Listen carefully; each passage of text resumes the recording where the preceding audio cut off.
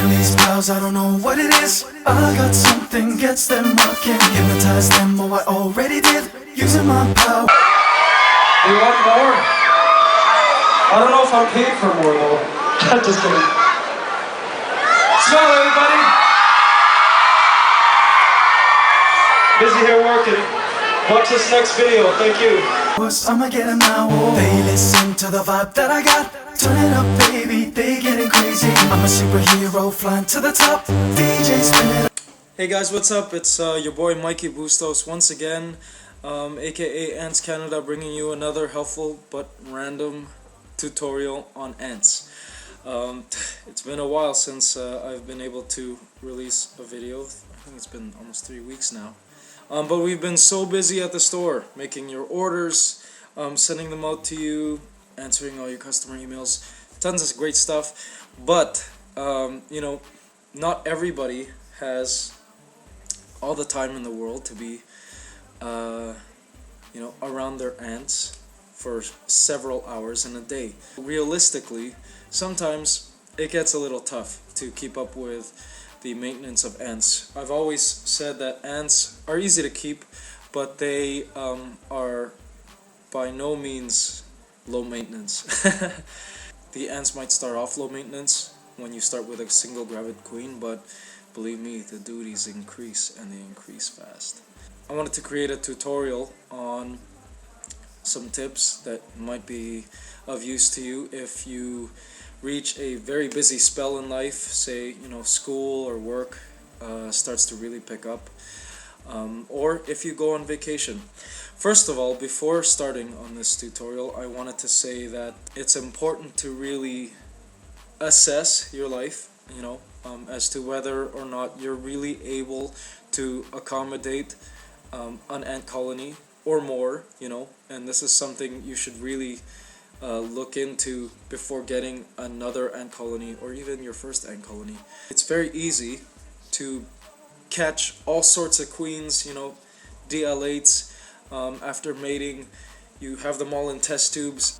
You have about 30 of these, you know, by the end of the year, all queens, and you're all excited. It's like, yeah, I've got 30 different different queens. They'll all give me colonies, and then the next year they start laying all these eggs, and it's like, yes, great, I have a small colony now, and I've got 30 of them. This is excellent. And then they start growing, and you know, they start requiring more food and a lot more time and a lot more cleaning, and it just never ends. So to avoid that, I recommend to most people to just simply focus on 1, 2, or 3 ant colonies, you know, of your favorite species or colonies that seem to be doing really well. Keep them and focus on them. Put all your time and dedicate, you know, all your energy to those colonies, because believe me, the more time and effort you put into a colony and the more love you put into a colony, the better the results, the faster they grow, the more fulfilling the ant keeping experience is. If you do already have several colonies and you'd like to narrow it down to a few, there is one thing I'd like to say about releasing them back into the wild. A lot of the scientific community are in agreement in terms of encouraging others not to release ants that you've kept in captivity already into the wild. One of the reasons being contagions. Now, it was pointed out that this is a problem that they had with sea lions kept in captivity. You know, releasing them into the wild, it caused an outbreak, I guess, of diseases that the seals caught while in captivity. And many fear that this same kind of thing might happen with ants. You know, you never know if you have crickets, you know, that might be infected with some kind of disease or virus or bacteria or fungus, or even mites, microscopic mites that you don't see, you know, and them transferring over to the ants and then eventually into the ants outside in the wild if you release them. So yeah, it's kind of discouraged to release them into the wild. A better alternative would be to post your ant colony on the web to see if someone in your area might want to adopt your ant colony, and that would be nice. You know, there are forums out there. There's Craigslist. Okay, so moving on. Basically, the best and most efficient way that I found works when you're going through a busy spell or you're on vacation or you can't be there for your ants is to basically get a friend, a very trusted individual or family member to do the duties for you, you know, when you're not home. And what I do is basically give someone else access into my place, and I have for them a schedule. So what I do is I label all the ant farms. I have 37 ant farms, and yeah, it's a lot. But I label each ant farm. You know, it's really helpful to have different colors, and it makes things a lot easier for the person who's taking care of your ants. You know, label them 1, 2, 3, ABC, whatever you want.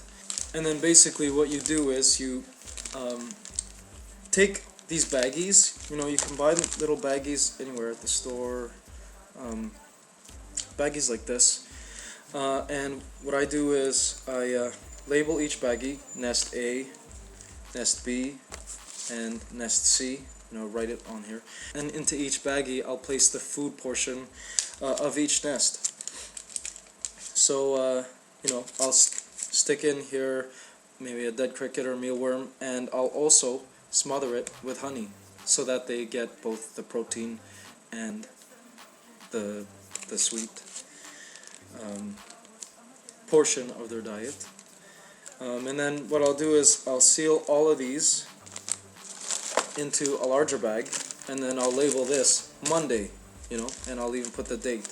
So then when you have all the days together, you can put all of these into one big container and just show them that it's all very easy. You simply have to pull out Monday, look at the baggie, and just completely dump its contents into the respective nest. Very, very easy for them to understand. Your friends or family don't have to go through your cricket bin if they're really squirmish about that, you know. As for watering, very important. Your ants really, really need water. So it would help to actually print out on a piece of paper exactly how you want your nests to be watered on a daily basis or whatnot, you know. So that's very important. That'll also help. Another thing to do is to ensure that you've got a test tube full of water like this, blocked with cotton, and just attaching it directly to one of the exits of your nest. And this is just an emergency. You really should have a friend water your nest the way your ants are used to, but this here is just insurance that they never go dry ever. And you know, you can attach this by using one of our AntsCanada test tube portals, which are available at our store. Just slap that on there and then slap it onto your nest. And when you get back, they might have moved into this tube, but at least they have moisture. Those are essentially my simple tips in terms of caring for your ants while you're gone or when you're busy during this period. And you have a friend or a family member taking care of your ants. It's not so important that they clean your outworld, although that would be great if they're willing to do that, but you can leave that for when you come back. Just make sure to do it. Another thing too is there is a ray of hope for us ant keepers, especially those of us who keep many colonies.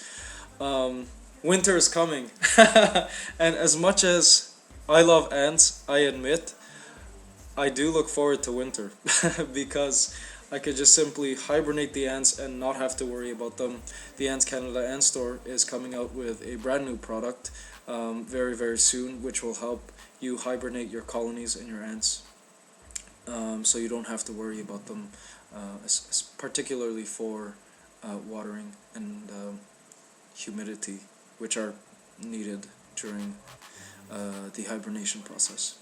But anyway, those are our tips. Thank you. We hope they help you, and please continue to spread the ant love. Thank you so much for the support.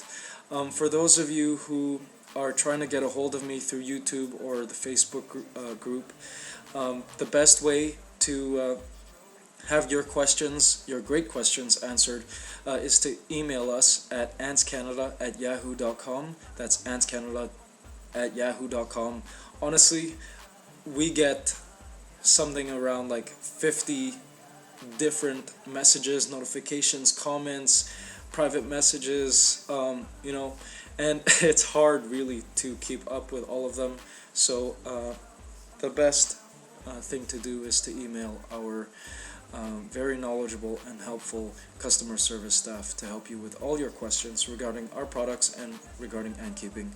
Until next time, thank you, subscribe, and take care of those ants. Thanks guys, love ya. I love being the superhero, this super powerful thing, no it counts on. I'ma let it go, you can let it go. Damn these piles, I don't know what it is.